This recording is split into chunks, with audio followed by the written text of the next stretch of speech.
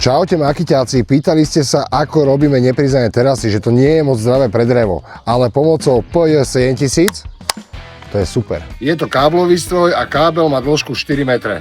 Stroj je veľmi kompaktný, vieš si nadstaviť uhol, vieš si nadstaviť poriadnu hĺbku a máš tu aj doraz, aby si sa nepomýlil. U nás má najväčšie uplatnenie pri terasách.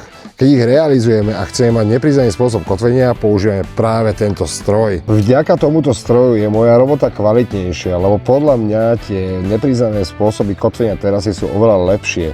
Je to krajšie a to drevo je menej poškodzované. Čo si o tom myslíš ty? Napíš nám do komentáru. Poď sa pozrieť, ako to funguje. Pozrieme sa na toto smrekovom hradole.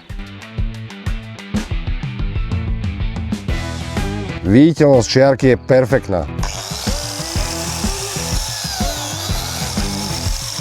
Tento stroj práve odporúčam pre stolárov, ale aj pre tesárov, najmä pri tých teras. Chalani, kúpte si to, nestojí to veľa peňazí a bude vaša robota kvalitnejšia. Tak a nezabudni sledovať profil Makita Slovensko a Tesárstvo Ružička.